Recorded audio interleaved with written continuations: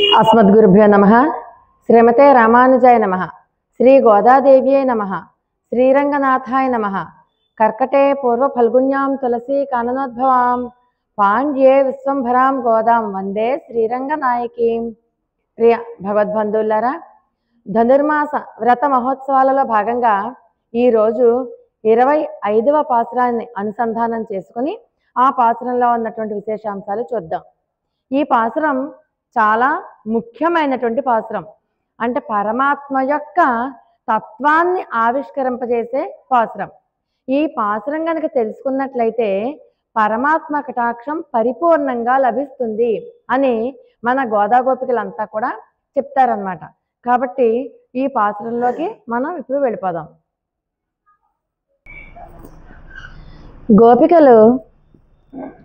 గోపికలు నిన్నటి రోజున మంగళాశాసనం చేస్తూ వచ్చారు కదా. మంగళాశాసనం చేస్తూ వచ్చేసరికి కృష్ణ పరమాత్మకి వారు మాట్లాడే విధానానికి, వారి యొక్క ప్రేమకి చాలా సంతోషం వేసిందనమాట. అడుగుతారు కృష్ణ పరమాత్మ, ఎవర్రా మీకు నా మీద ప్రేమ ఉంది కాబట్టి నేను బాగుండాలి అని మీరు మంచిగా కోరుకుంటున్నారు. కానీ సంతోషమే, అది నాకు చాలా సంతోషమే. కాకపోతే ఇంత రాత్రి వేళ, ఇంత చలిలో, ఇంత శ్రమ కోర్చి మీరు వచ్చారు కదా, మీరు ఇదో నన్ను మాత్రమే, నాకు మాత్రమే మంగళాశాసనాలు కావాలని చెప్పి కోరుకుంటూ వచ్చారా, లేకపోతే ఇంకా ఏవైనా ఫలితాన్ని ఆశించి వచ్చారా? ఏదైనా ఇంకొక ఫలితాన్ని ఆశించి కానీ వచ్చారా? అసలు ఏంటి చెప్పండర్రా అంటే అప్పుడు మన గోదాగోపికలు అందరూ అంటారు, లేదు లేదు, మాకు నీ నామ సంకీర్తనం చేస్తూ వచ్చాం కాబట్టి మాకు శ్రమగా అనిపించలేదు, మాకు శ్రమే తెలియలేదు. నీ గుణనామ సంకీర్తనం చేసుకుంటూ వచ్చాం.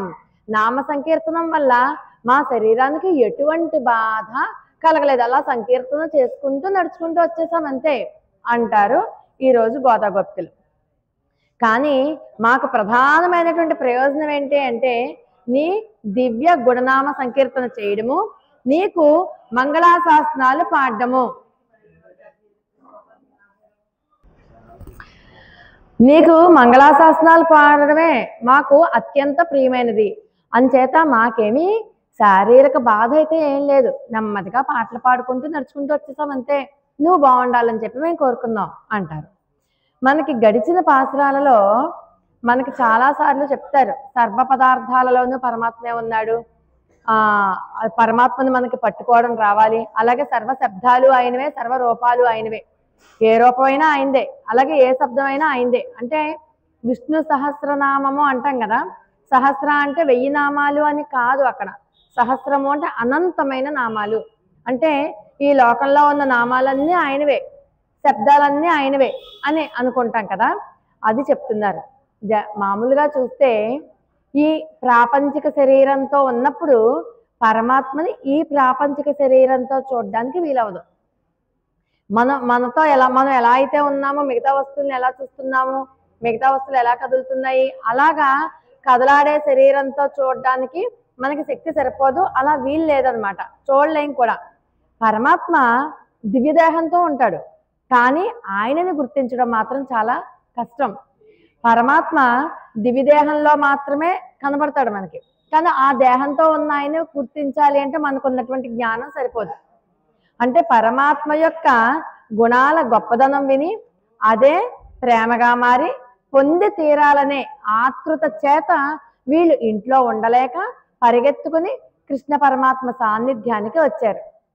పరమాత్మని పొందాలి అంటే వ్యూహ అవతారంలో కానీ పర అవతారాల్లో కానీ పొందలేము. పరమాత్మని పొందాలి అంటే ఎలా పొందగలం? మనం విభవ అవతారాలలో కానీ ఆర్చామూర్తిగా ఉన్నటువంటి అవతారంలో కానీ మాత్రమే పొందగలం. విభవ అవతారం అంటే రాముడు, కృష్ణుడు, ఇలాగా రామచంద్రమూర్తిని సీతమ్మ వారు పొందారు కదా, అలాగే కృష్ణ పరమాత్మని కూడా పొందారు కదా గోపికలందరూ కూడా. ఆ అవతారాలలో మాత్రమే పొందడానికి సాధ్యమవుతుంది. మరి ఇకపోతే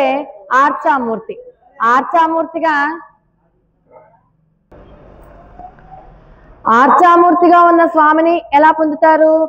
ఆ పొందే విధానమే మనకి గోదాతల్లి చెప్పారు. గోదమ్మ ఈ కలియుగంలోనే పుట్టినటువంటి తల్లి. ఆవిడ ఆర్చామూర్తిగా ఉన్నటువంటి స్వామిలోనే కలిసిపోయారు కదా. ఆళ్వార్లందరూ అలాగే కలిసిపోయారు, ఆర్చామూర్తిగా ఉన్నటువంటి స్వామినే పొందారు. అంటే పొందడానికి వీలైన రూపాలు ఏమైనా ఉన్నాయి అంటే అది విభావతారాలు కానీ, అంటే అవతారాలు దాలిస్తారు అప్పుడు కానీ, ఈ ఆర్చామూర్తిగా ఉన్నప్పుడు కానీ పొందగలం. మరి అలా ఎలా ఇప్పుడు మనం ఎలా పొందాలి? అలా పొందాలంటే ఎలాగా అంటే భగవత్ కృప ఖచ్చితంగా ఉండాలి. మేము ఎన్ని ప్రయత్నాలు చేసినా, మేము ఎన్నో రకాల ప్రయత్నాలు చేసినా నీ అంతటా నువ్వు మా చేత పొందబడాలి అని నీ కృప ఉంటేనే కానీ, నీ సంకల్పం ఉంటేనే కానీ అది తీరదు కదా అని చెప్తారు. అంటే మన మీద ప్రేమ కొద్దీ పరమాత్మ ఎక్కడో పరమపదంలో ఉండవలసిన వాడు మన మీద ప్రేమ కొద్దీ ఈ ప్రాకృత దేహాన్ని ధరించి ఇక్కడ పుట్టాడు. మన జన్మ మనల్ని ఆయన నుంచి వేరు చేసేసింది. ఆయన నుంచి విడిపడిపోయినటువంటి ఆత్మలమే కదా మనం అందరం కూడా. కర్మవశాత్తు దూరం అయిపోయాం, మళ్ళీ తిరిగి ఆయన్ని చేరాలి. ఆయన్ని చేరడం అంటే అది మన చేత అవుతుందా? చేత అవ్వదు. కాబట్టి ఆయనే ఏం చేస్తారు పాపం, జన్మలేని తనకి జన్మని కల్పించుకుని గర్భవాస క్లేశాన్ని, అంటే హఠాత్తుగా రాడు, ప్రహ్లాదుడు స్తంభంలోంచి వచ్చేసినట్టు. గజేంద్ర మోక్షంలో గజేంద్రుణ్ణి రక్షించడానికి ఆయన ఉన్న పడంగా సిరికించప్పడు శంఖ చక్ర గదం చేదోయి సంధింపడే అనుకుంటూ ఎవరికి చెప్పకుండా పరిగెత్తుకుని వచ్చేసినట్టు రాలేదు.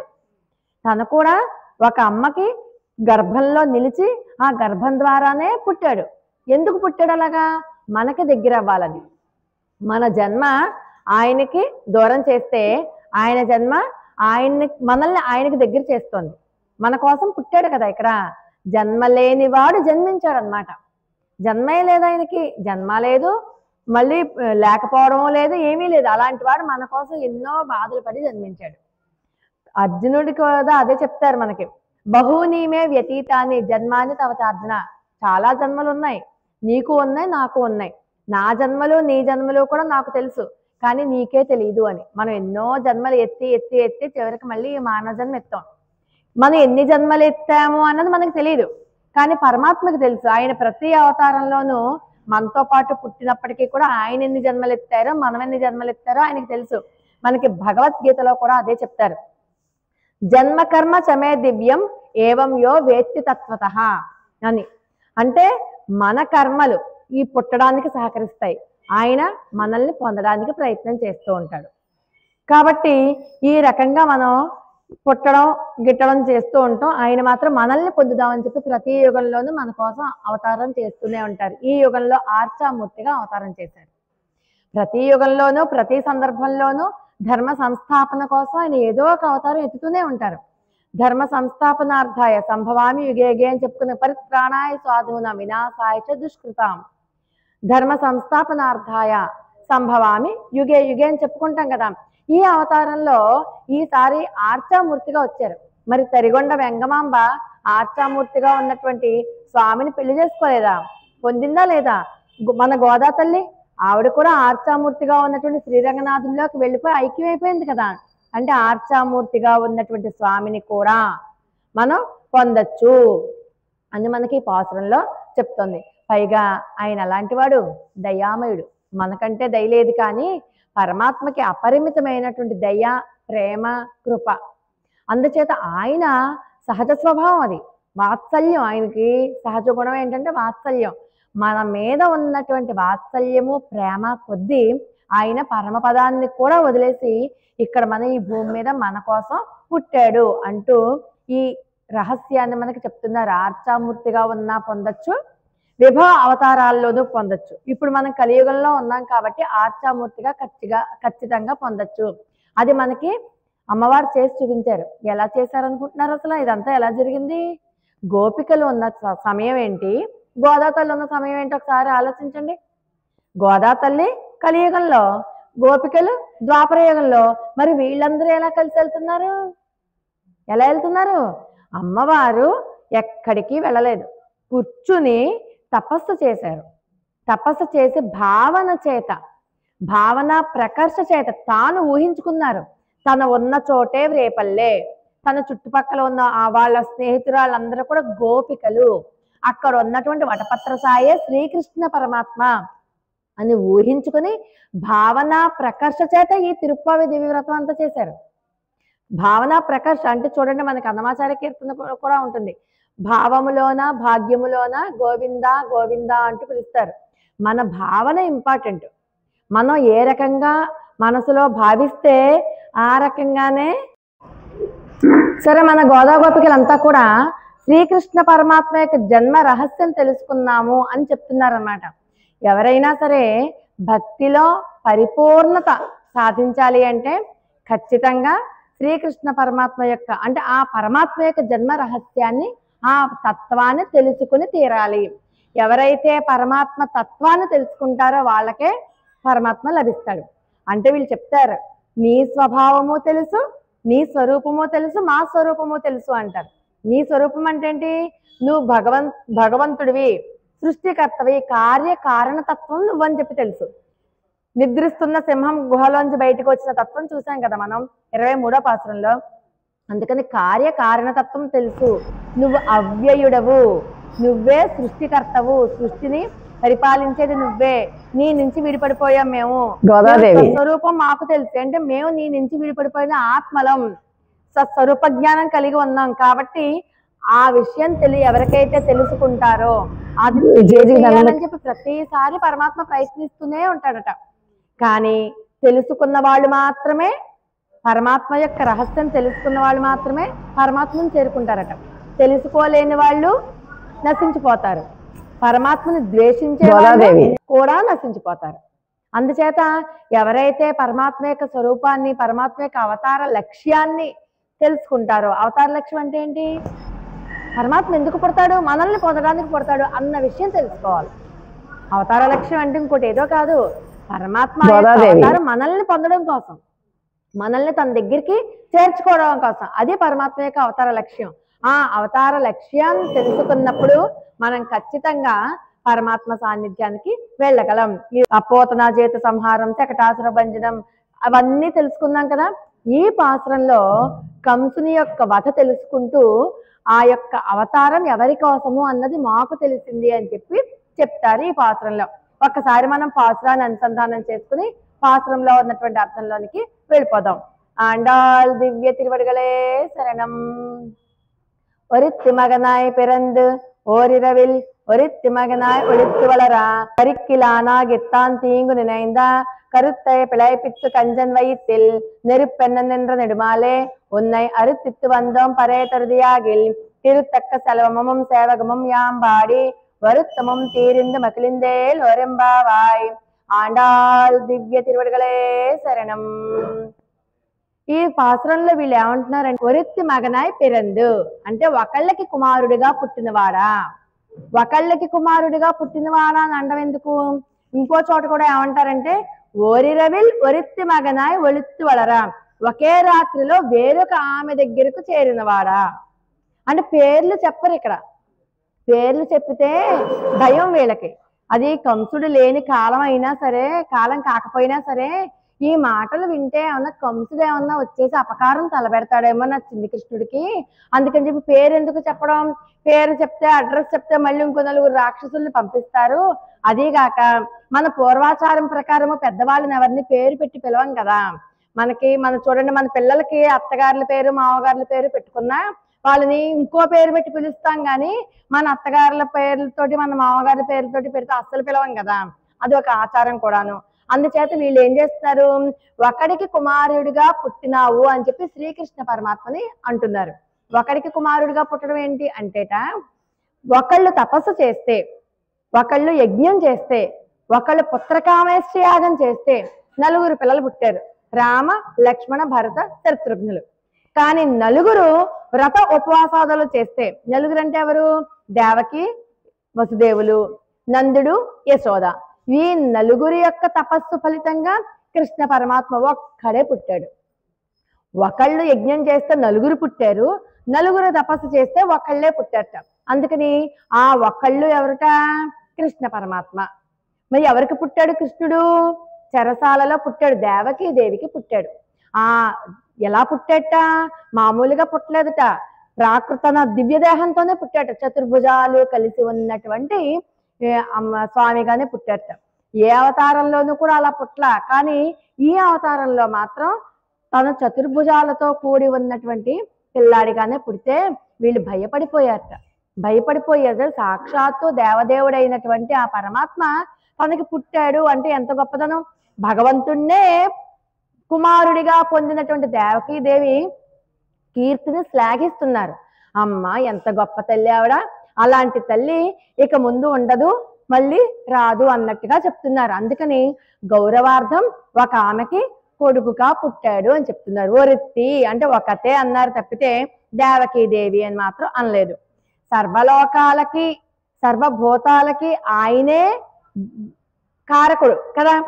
జగన్నాటక సూత్రధారి ఆయనే, లోకాలకి రక్షకుడు ఆయనే, అందరి లోకాలకి అందరికీ తండ్రి ఆయన అయినటువంటి కృష్ణుడు మన ద్వారా మాత్రమే పుట్టాడు. ఆయన అంటే ఒక దేవకీదేవి యొక్క గర్భాన్ని ఎంచుకుని ఆవిడ దగ్గర నుంచి పుట్టాడు.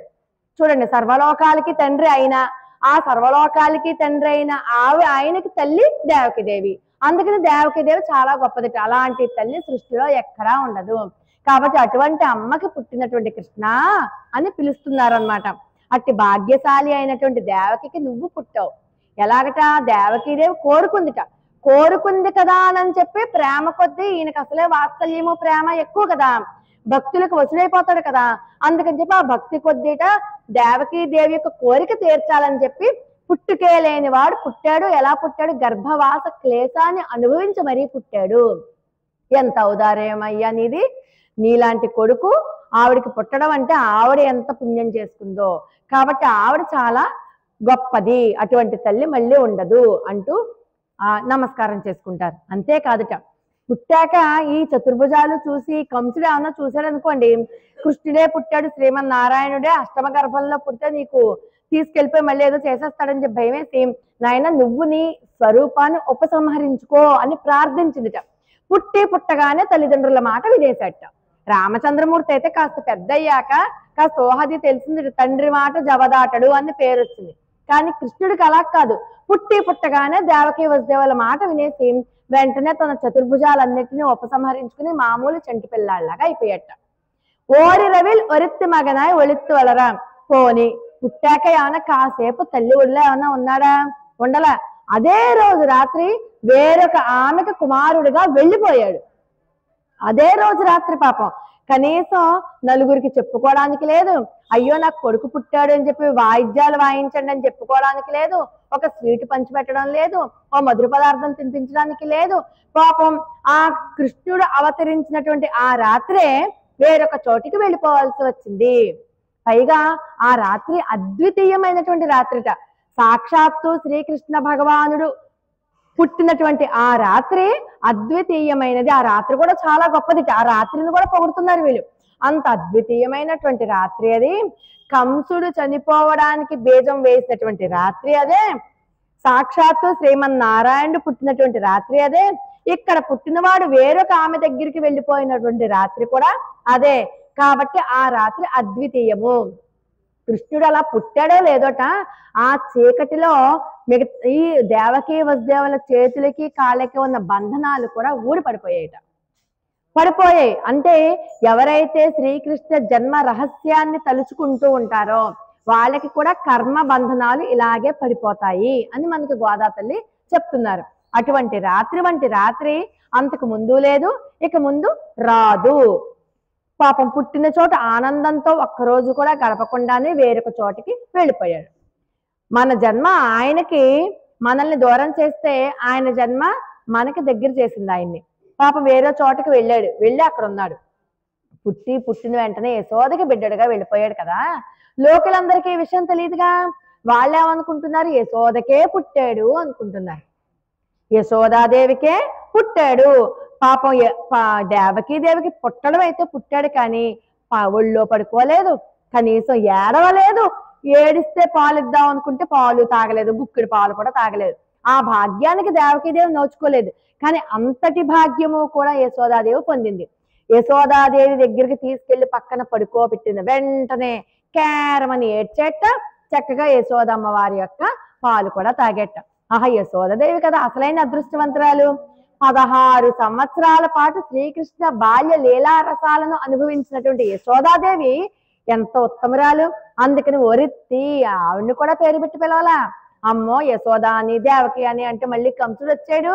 అందుకని పూజ్యులు పెద్దవాళ్ళు ఆ రకంగానూ తీసుకోవచ్చు, ఈ రకంగానూ తీసుకోవచ్చు. అంత అమ్మో యశోదాదేవి చాలా భాగ్యవంతురాలు.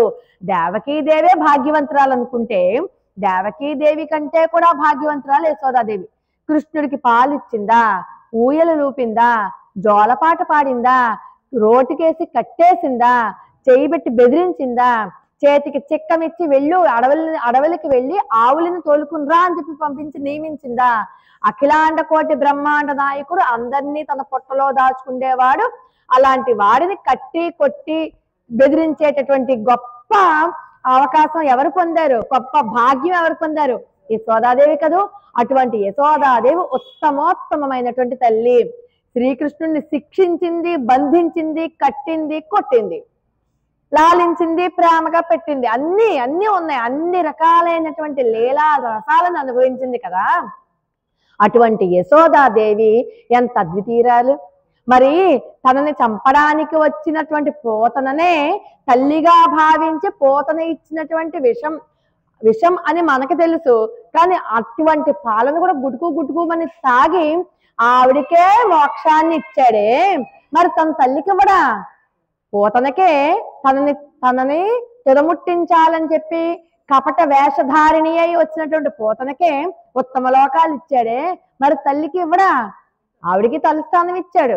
కాబట్టి యశోదాదేవి చాలా ఉత్తమోత్తమురాలు. ఆవిడ కూడా అందట నాతో సమానమైన తల్లి లేదు, నేను ఒక్కతినే తల్లి అని చెప్పి పొంగిపోయేదట యశోదాదేవి.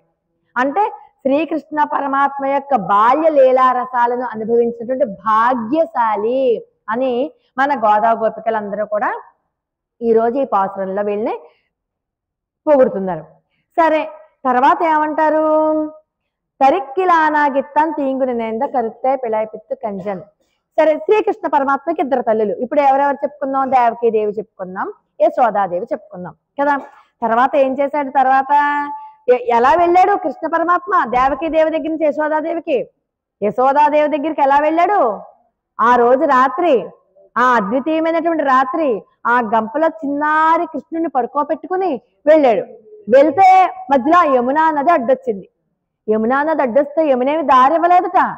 పాపం అలాగే వెళ్తున్నట్టు ఎలాగన్నా సరే కృష్ణుడిని రక్షించాలి, లేకపోతే కంసుడికి తెలిసిపోయిందంటే విషయం అంతా కంసుడు తీసుకెళ్ళిపోతాడు. అందుకని ఎలాగన్నా రక్షించాలన్న ఆతృతలో యమునా నదిలో సుళ్ళు తిరుగుతోంది. ఎంత వేగంగానో అలలొస్తున్నాయి, పైకి లేచి తంతోంది. అయినా సరే ఎలా తన ప్రాణాలకి తెగించి వసుదేవుడు ఏం చేశాడంటే యమునా నదిలో ప్రవేశించాడు. వెళ్ళిపోతున్న కొద్ది నీళ్ళు ఇలా పొట్ట దగ్గరికి, గుండెల దగ్గరికి, మెడ దగ్గరికి, ఆఖరికి ఇక్కడ దాకా వచ్చేసాక గంపలో ఉన్నటువంటి కృష్ణుడి కాలుట యమునికి తగిలిందిట. అంటే ఎందుకుట ఇంతకీ అంత పైకి వెళ్ళింది? భగవానుడు నా జోలికి వస్తున్నాడు, నా దగ్గరికి ఒక్కసారి ఆయన పాద నమస్కారాలు చేసుకోవాలని చెప్పిట యమున అంత పైకి ఎక్కిందిట. ఎప్పుడైతే శ్రీకృష్ణ చరణాలను స్పృశించాయో యమునా నది జలాలు, వెంటనే అంత యమున కూడా అలా తగ్గిపోయిందిట. అంత యమున కూడా కిందకి తగ్గిపోయి మామూలు పిల్ల కాలువలాగా దారిచ్చేసిందిట. అంటే ఎవరైతే శ్రీకృష్ణ పరమాత్మని నెత్తి మీద పెట్టుకుంటారో, హృదయంలో పెట్టుకుంటారో, వాళ్ళకి సంసారం అనేటటువంటి సుళ్ళు తిరుగుతూ ఉన్నటువంటి సంసార సాగరం మోకాలి వంటి నీళ్లతో సరిపోతుంది. మోకాళ్ళ వరకే వచ్చేట నీళ్లు, తర్వాత ఈజీగా చిన్న కాలంలోంచి నడిచొచ్చినట్టు నడిచొచ్చేసారు. మోకాళ్ళ వరకు వస్తే ఈజీగా వచ్చేచ్చు కదా, కొంచెం ఇబ్బంది అనిపించినా చాలా తేలిగ్గా వచ్చేచ్చు కదా. ఆ రహస్యాన్ని చెప్తాను. అందుకని సర్వకాల సర్వావస్థలందును శ్రీకృష్ణ పరమాత్మ లీలల్ని మనసులో పెట్టుకోండి, ఆయన్ని ఎప్పుడు సదా ధ్యానంలో పెట్టుకోండి. అలా ఎవరైతే పెట్టుకుంటారో వాళ్ళకి సంసారం అనేటటువంటి సాగరం ఏమీ చేయలేదు, హాయిగా మీరు సాగరంలోంచి బయటికి వచ్చేయచ్చు అన్నారనమాట. అటువంటి రాత్రి అద్వితీయమైన రాత్రి. ఇద్దరు తల్లులు. ఆ ఇద్దరు తల్లులు ఎవరు? దేవకీదేవి, యశోదాదేవి అని చెప్పుకున్నాం కదా. ఒకళ్ళు నారాయణ అష్టాక్షరిట, ఒకళ్ళు వాసుదేవ ద్వాదశాక్షరిట. యశోదాదేవి దగ్గర ఉన్నాడు పాపం. ఉన్నప్పటికీ ఏమీ ఆనందంగా ఉన్నాడు, హాయిగా ఏమన్నా ఫ్రీగా తిరగలిగాడా ఏమన్నా? అక్కడ కూడా దాక్కుని బతకాల్సి వచ్చింది కదా. పూతన వచ్చేసింది, శకటాసురుడు వచ్చేసాడు, వత్సాసురుడు, కపిత్తాసురుడు, ఇంకా మధ్యలో బోడంతమంది బకాసురుడు, ఏవేవో రాక్షసులు వచ్చేసారు. ఎక్కడ చిన్ని కృష్ణుని ఒక్కడిని వదిలేస్తే ఎక్కడ ఏ రాక్షసుడైనా వచ్చి పట్టుకుపోతాడోనని యశోదాదేవికి కృష్ణుణ్ణి దాచడానికి అలా దాచి దాచి ఉన్నటువంటి మంత్రమే నారాయణ అష్టాక్షరి. ఆ నారాయణ అష్టాక్షరి ఎప్పుడూ కూడా దాక్కుని ఉంటుంది. అంటే దాన్ని పట్టుకుంటే అంతర్యామిగా ఉన్నటువంటి పరమాత్మను లేపచ్చు. కానీ వాసుదేవ ద్వాదశాక్షరి అలా కాదు, అది సర్వవ్యాపకత్వాన్ని సూచిస్తుంది. సర్వవ్యాపకత్వం అంటే అంతటా నిండి ఉన్నటువంటి వాసుదేవ స్వరూపాన్ని ఎవరైనా సరే ఎటువంటి పరిస్థితుల్లోనైనా సరే ఓం నమో భగవతే వాసుదేవాయ అన్న మంత్రాన్ని నిరంతరము జపించుకోవచ్చు, దానికి ఇబ్బంది లేదు. కానీ నారాయణ అష్టాక్షరి ఉంది చూసారా, అది దాక్కుని ఉన్నటువంటిది, అది అంతర్యామిగా ఉన్నటువంటి ఉపాసన కాబట్టి దాన్ని మాత్రం గురూపదేశం ఉండాలి. ఈ ఓం నమో భగవతే వాసుదేవాయ అన్నది చాలా పవర్ఫుల్ అటు కూడా, అది ఎంత మహిమాన్వితం అన్నది తర్వాత మనం ముందు చూద్దాం. సరే, యశోదాదేవి ఆ వాసుదేవ ద్వాదశాక్షరి అని కూడా చెప్పారు. మళ్ళీ కూడా ఎవరైనా ఎప్పుడైనా స్మరించుకోగలిగిన తేలికైనటువంటి నామమే ఈ వాసుదేవ ద్వాదశాక్షరి. సరే, ఈ నారదులు వారు తిన్నంగా ఉండరుగా, కంసుడి దగ్గరికి వెళ్ళి నీకు ఈ విషయం తెలిసినా, నిన్ను చంపడానికి నీకు నిన్ను అష్టమ గర్భంలో అని చెప్పేసావా, వాడు ఒక చోట పెరుగుతున్నాడులే అని వెళ్ళి గిల్లేసి వస్తాడు కదా కంసుణ్ణి, అలాగా గిల్లేసి వచ్చాట. అంతే, నా శత్రువు రేపల్లలో పెరుగుతున్నాడు, అది భయం మొదలైపోయింది ఆయనకి. తన శత్రువు రేపల్లలో పెరుగుతున్నాడన్న భయం ఉంది లోపల. అందుకనే ఒక్కొక్క శత్రువుని, ఒక్కొక్క రాక్షసుడిని పంపడం కృష్ణుడి మీదకి. ఆ కృష్ణుడు మీదకి పంపితే ఆ కృష్ణుడు ఏం చేసేవాడు, ఆ రాక్షసుల్ని హతమార్చేసేవాడు. కానీ భయం మాత్రం అలాగే ఉండిపోయింది. ఈ కంసుడి మనసులో భయం ఉండిపోయింది. భయంతో చచ్చిపోతారా అంటాం కదా మనం. ఆ కంసుడిని ఎవరో చంపక్కలేదు, తన భయమే తను చంపేసింది. పైగా ఈ కృష్ణుని ప్రత్యక్షంగా చూడలేదు, ఊహించుకోవడమే. ఈ రాక్షసులు వెళ్ళిన వాడల్లా చచ్చిపోతూ ఉంటే అలా చంపెట్టే ఇలా చంపెట్టే వాళ్ళు వీళ్ళు అనుకుని ఊహించుకోవడమే. ఇంకా భయం. కూర్చుండేవాడు కాదు, పడుకుండేవాడు కాదు, తినేవాడు కాదు, తాగేవాడు కాదు. ఎందుకంటే ప్రతి చోట కృష్ణుడి మీద ద్వేషం, కృష్ణుడి మీద విపరీతమైన ద్వేషం, విపరీతమైన కోపం, విపరీతమైన ఎలాగన్నా సరే కృష్ణుడిని అంతమొందించేయాలని చెప్పి పగ. దాంతో అనుక్షణము కృష్ణుడిని తలుచుకుంటూ ఉండేవాడు. అంచేత కృష్ణుడిని తలుచుకుంటూ కృష్ణుడు ఎక్కడ తను ఎటువైపు వచ్చి చంపేస్తాడని చెప్పి భయం. వెనకాల ఏదో శబ్దం అయిందనుకోండి, వెనకాల నుంచి వచ్చేస్తున్నాడేమో అని చెప్పి ఎవరక్కడ అని చెప్పి తిరిగేవాడు. అలాగనమాట. ఆ భయమే కృష్ణుడిని ఆ భయమే కృష్ణుడి చేత వాడు చంపబడ్డాడు అనమాట. ఆ భయంతోనే చచ్చిపోయాడు కంసుడు. ఎవరో గుద్ది చంపక్కర్లా, కృష్ణుడు పట్ల ఉన్నటువంటి భయమే. కాబట్టి గోపికలందరికీ, మధురానగర స్త్రీలందరికీ భయం ఎత్తిపోయేదిట. అయ్యో, మల్ల యుద్ధానికి పిలిచాడు, మళ్ళీ ధనుర్యాగం అని చెప్పి పేరు పెట్టాడు దానికి. ఎక్కడ కృష్ణుడు చూస్తే అమాయక పిల్లాడు, ఎక్కడ ఈ కంసుడు అపకారం తలబెడతాడో కృష్ణుడికి, ఎలా కాపాడుకుంటాడో ఏంటో అంటూ భయంతో పాపం అక్కడేమో ఎదురు చెప్పలేరు కంసుడికి, ఇక్కడేమో కృష్ణుడిని రక్షించే సాహసము చేయలేరు. అయ్యో ఎలాగని చెప్పి వాళ్ళు తల్లడిల్లిపోతూ ఉండేవారట. ఆ వాళ్ళు కూడా భయమే, వాళ్ళ భయాన్ని మరి తీర్చాలిగా కృష్ణుడు. అంటే వాళ్ళకి కృష్ణుడు అంటే ప్రేమే, కంసుడు అంటే భయం. కంసుడికి కృష్ణుడు అంటే భయం. కాబట్టి ఈ భయము ఆ భయము కలిసే కంసుడిని చంపాయి, ఎవరో చంపలేదు. తరిక్కిలానా గిత్తాన్ తీంగునేందో, ఎవరైతే కీడు తలపెడతారో ఎదుటి వాళ్ళకే అపకారం కలుగుతుంది, వాళ్ళే చివరికి నశించిపోతారు. ఆ రకంగా కంసుడు నశించిపోయారు అని చెప్తున్నారు. ఇంకా ఏంటిట, కంజన్ వయత్తిల్ నెరిపెన్న నిండ్ర నెడుమాలే.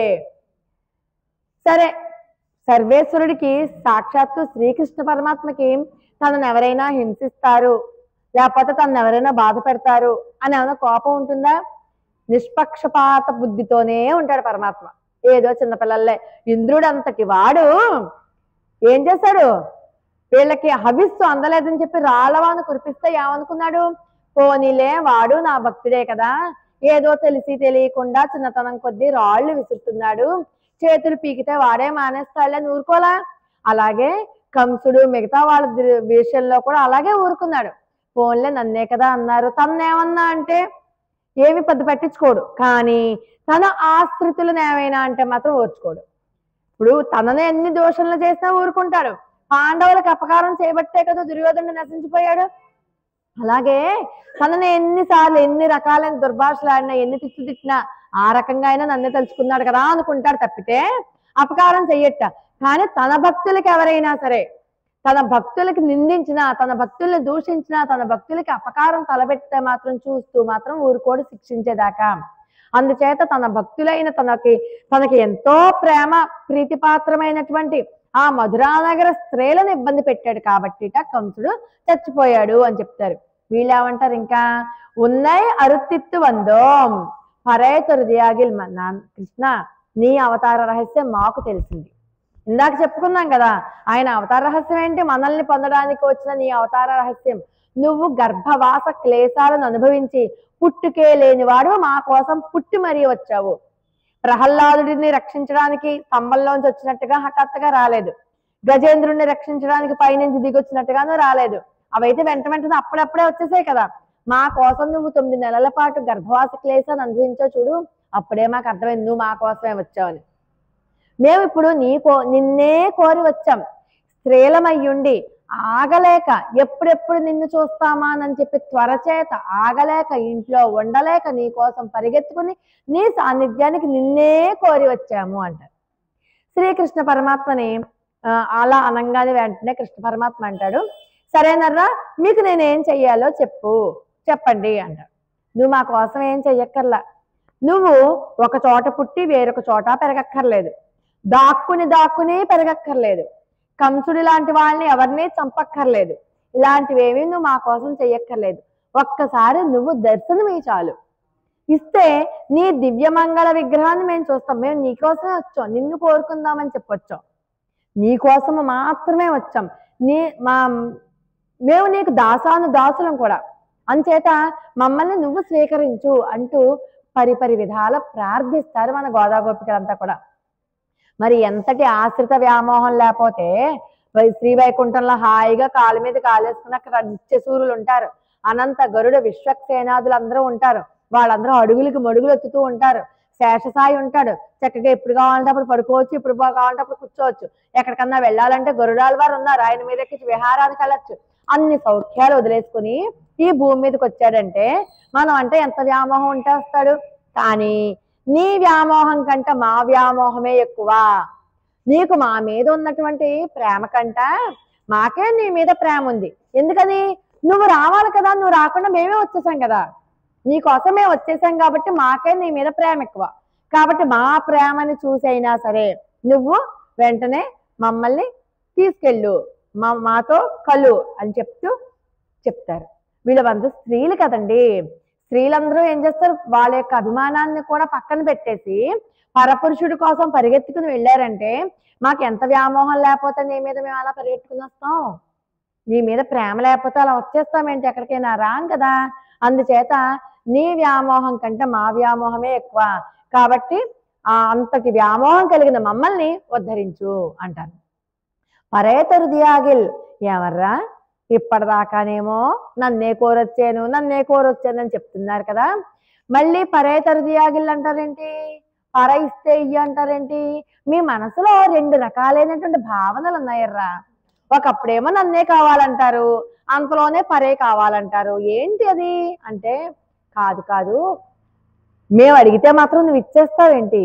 నీకు దయ ఉంటే ఇస్తావు, నీకు సంకల్పం ఉంటే ఇస్తావు, మేము అడిగామని చెప్పి అన్ని ఇచ్చేస్తావేంటి? ఇవ్వవు కదా. నీ దయే మా సాధనం, మేము అడగడం కాదు ముఖ్యం, నీ కృపే మాకు సాధనం. నీ కృప ఉంటే ఇస్తావు. మరి నువ్వు ఇస్తానన్నప్పుడు తీసుకోవాలి కదా, మేము వద్దనకూడదు కదా. వద్దు అన్నామంటే అదిగో మేము సొంతంగా నిర్ణయాలు తీసుకున్నాం అంటాడు. ఎప్పుడైతే మాకు అహంకార రహిత స్థితి ఉందో, కోరికలు లేవో, సొంతంగా నిర్ణయాలు తీసుకోకూడదు. కృష్ణ పరమాత్మ ఇచ్చిన ధనాన్ని కానీ కృష్ణ పరమాత్మ ఇచ్చిన వస్తువుల్ని కానీ వద్దనకూడదు. వద్దు అన్నావా నీకు స్వాతంత్ర్యం ఉన్నట్టే. స్వాతంత్ర బుద్ధి ఉండకూడదు కదా. మరి మనం కృష్ణుడి మీద ఆధారపడిపోయి ఉన్నాం, ఆయన ఎలా తోస్తే అలా వెళ్ళిపోవాల్సిన వాళ్ళం. వద్దు అని అనకూడదు, కావాలి అని కూడా అనకూడదు. కాకపోతే ఆయన ఇస్తే మాత్రం తీసుకోవాలి. మాకు ఫలానా వస్తువు కావాలి అని అడగకూడదు, అబ్బాయి మాకు అది వద్దు అని అడగకుండానే వద్దు అనకూడదు. ఆయన ఇస్తే మాత్రం మేము నువ్వు ఇస్తే తీసుకుంటాం అన్నాం, కానీ మేము అడిగామేంటి, అడగలేదు. నువ్వు ఇస్తే తీసుకుంటాం, ఎందుకంటే వద్దు అనకూడదు కాబట్టి అని చెప్తారనమాట. అంటే మేము స్వాతంత్ర బుద్ధి మాకు లేదు, నువ్వు తప్ప మాకు ఇంకేమీ అక్కర్లేదు. సర్వేశ్వరుడినే కోరి వచ్చినటువంటి గోపికలకి స్వాతంత్ర బుద్ధి లేదు. ఒకవేళ నువ్వు ఇస్తానంటే మేము తీసుకుంటాము, అంతేగాని మా మనసులో ఇంక ఎటువంటి కోరిక లేదు, మేము కోరికలు లేని స్థితిలో ఉన్నాము అని చెప్తున్నారు ఈ పాసురంలో. తిరుత్తక్క సెలవమం సేవకమం యాంపాడి. లక్ష్మికి తగిన మీ ఐశ్వర్యము, మీ వీర చరిత్రము మేము పాడి శ్రమ పోయి ఆనందాన్ని అనుభవిస్తున్నాం.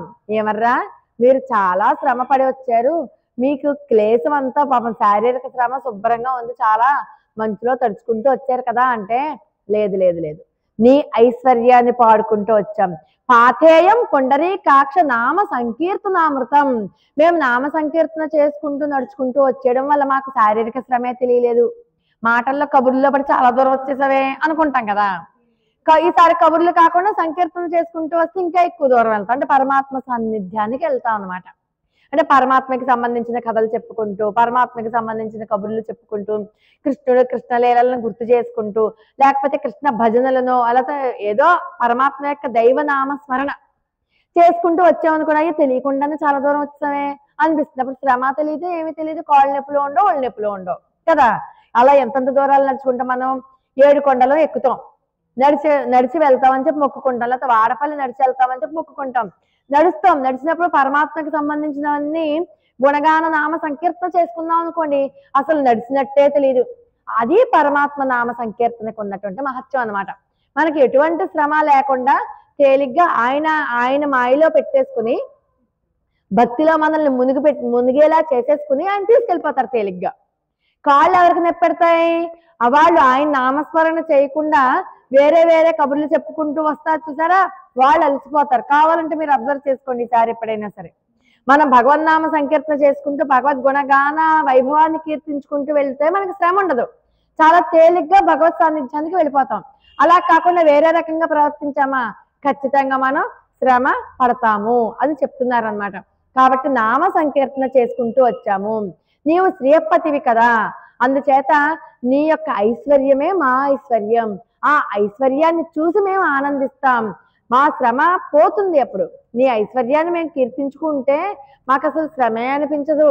ఆ శ్రమ లేకుండా హాయిగా మేము ఇలా వచ్చామని చెప్తారు. అహం అంటే తప్పు, కానీ అహం అన్నది ఉండకూడదు. అహం ఉంటే ఇహం పోతుంది, అహం అన్నది ఎప్పటికీ ఉండకూడదు.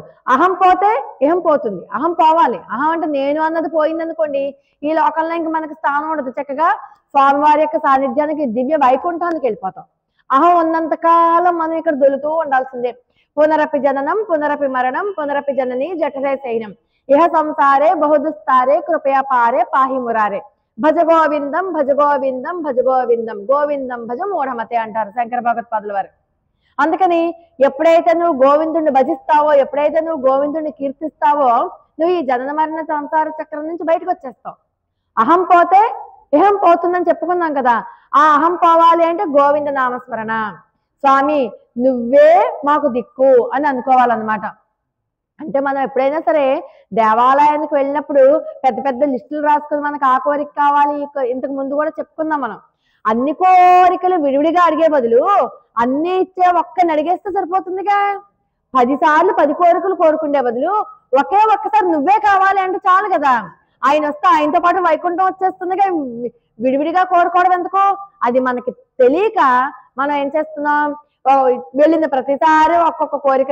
మా అబ్బాయికి ఉద్యోగం కావాలి, మా అమ్మాయికి మంచి పెళ్లి సంబంధం కుదరాలి, నాకేమో అప్పులన్నీ తీరిపోవాలి, ఆ 4 ఎకరాల పొలం నాదైపోవాలి, ఇలాంటి కోరికలు. నువ్వే కావాలి అన్నావు అనుకోండి, ఆయన వచ్చేస్తాడు కదా. ఆయన వచ్చేస్తే మరి కృష్ణ పరమాత్మ రేపల్లెలో ఎప్పుడైతే అడుగు పెట్టాడో వాళ్ళ ఐశ్వర్యం ఎన్నో రెట్లు ఎక్కువైపోయిందిట. మనం చూసాం కదా గోసంపద, ఎంత గోసంపద. ఏకంగా వాడు గో పాలతోటి స్నానాలు అభిషేకాలు చేసుకున్నారు. హాయిగా బయటికే వచ్చేసాయి కదా, పాలన్నీ బయటికి కారిపోయి. అంతటి ఐశ్వర్యం ఎక్కడి నుంచి వచ్చింది? కృష్ణ పరమాత్మ వచ్చిన వెంటనే వాళ్ళకి ఐశ్వర్యం వచ్చింది. అందుచేత ఒక్క కృష్ణుని మనం కోరుకుంటే అన్ని కృష్ణుడితో పాటు వచ్చేస్తాయి. కాబట్టి ఈసారైనా మనం తెలివి తెచ్చుకుని కేవలం దేవాలయాల కింద ప్రతిసారి నువ్వే మా ఇంటికి వచ్చాయి, నువ్వే కావాలి మాకు అని కోరుకున్నాం అనుకోండి, ఏదో రూపంలో వస్తాడు. మన మనవరాలుగానో మనవడిగానో పిల్లలుగానో ఏదో ఒక రూపంలో మరి ఖచ్చితంగా ఇంట్లో వస్తాడు. కాబట్టి ఆ రకంగా మనకి పరమాత్మని ఎలా పొందాలి, ఏ కోరిక కోరుకుంటే పరమాత్మ మనకి లభ్యమవుతాడు, గోదా గోపికలంతా కూడా మనకి ఈ రోజు ఈ పాత్రల్లో చెప్తున్నారనమాట. కాబట్టి అందరూ వినేలాగా నామ సంకీర్తన చేసుకుంటూ, ఇంతకాలము మేము నామ సంకీర్తన చేయలేకపోయాం, కానీ ఇప్పుడు మాకు ఆ బెంగ బాధ ఏం లేదు. హాయిగా నామ సంకీర్తన చేసుకుంటూ రావడం వల్ల మా శరీరానికి ఉన్నటువంటి అన్ని రకాలైన బాధలు పోయాయి. మాకు అసలు బాధే అనిపించలేదు. ఇంకా నీ దయ మా ప్రాప్తం అని చెప్పి ఈ రోజు పాసురాన్ని ముగిస్తున్నారు మన తల్లి. అంటే మనం చేసే ప్రతి సేవ కూడా ప్రియంగా చేసామనుకోండి పరమాత్మకి కష్టం అనిపించదు. ధనుర్మాసం వచ్చింది, పొద్దున్న 5 గంటలకు లేచి దేవాలయానికి వెళ్ళాలి, అబ్బా ఎవరు లేస్తారులే అంటే బాధ. అమ్మో కృష్ణుడు నా కోసం ఎదురు చూస్తాడు, అమ్మ వెళ్ళిపోవాలి తొందరగా, ధనుర్మాసం వచ్చింది, 30 రోజులే కదా మనం సాధన చేసేది అనుకుంటే ఆనందం కొద్ది వెళ్తే, ఇప్పుడు మనం ఇక్కడ కూర్చున్నాం 30 రోజులు, అప్పుడే 25వ రోజు ఇవాళ, ఇంకొక 5 రోజులు అంతేనా కదా, ఆనందంగా వచ్చి కూర్చున్నాం, మనకేం బాధ అనిపించట్లేదు, శారీరక బాధ లేదు ఏమీ లేదు, అసలు 25 రోజులు ఎలా గడిచిపోయిందో కూడా తెలియలేదు, అవునా కదా. ఇట్టే అయిపోయాయి, నిన్నే మొదలెట్టేట్టు ఉంది, ఇట్టే అయిపోయాయి 25 రోజులను. కాబట్టి అంత ప్రేమగా చేసామనుకోని బాధ అనిపించదు, బాధగా చేసామనుకోని కష్టం అనిపిస్తుంది. కాబట్టి కృష్ణ పరమాత్మని మనం ప్రేమగా అలా నామ సంకీర్తన చేసుకుంటూ శ్రీకృష్ణ పరమాత్మ సాన్నిధ్యానికి వెళ్దాం. ఆండాల్ తల్లి దివ్య తిరువడిగలే శరణం. స్వస్తి ప్రజాభ్య పరిపాలయంతం న్యాయేన మార్గేణ మహిమహీసాః. గోబ్రాహ్మణేభ్య శుభమస్తు నిత్యం. లోకా సమస్త సుఖినో భవంతు. రేపు ముక్కోట ఏకాదశి సందర్భం, శుక్రవారం సందర్భంగా మళ్ళీ హారతి ఇద్దాం అనుకున్నాం కదా అందరి కోరిక మేరకు. కాబట్టి రేపు మళ్ళీ మనం అలా హారతి ఇద్దాం. మీకు మన గ్రూపులో కూడా పెట్టాను చూడండి, వాళ్ళు హారతి ఇచ్చి పోటీలు కూడా పెట్టి ఎవరు బాగా హారతి పళ్ళం అందంగా డెకరేట్ చేస్తే వాళ్ళకి ప్రైజులు కూడా ఇచ్చారు. భగవంతుడు చల్లగా చూస్తే వచ్చే ఏడాది అలా చేసుకుందాం, ఓకేనా. తర్వాత భాగవతంలో చిన్న చిన్న క్విజ్ పోటీలు పెట్టడం అలాంటివన్నీ కూడా చేశారు. కాబట్టి మనం కూడా భగవంతుడు చల్లగా చూస్తే మనం కూడా అలా క్విజ్ పోటీలు, ఎవరైతే అందంగా తయారు చేస్తారో వాళ్ళకి ప్రైజులు అలా ఇచ్చి ఈ తిరుప్పావై దివ్య ప్రబంధ పారాయణ ఇంకా మరింత అత్యద్భుతంగా శోభాయమానంగా వచ్చే ఏడాది మనం చేసుకుందాం. ఆండాల్ తల్లి దివ్య తిరువడిగలే శరణం.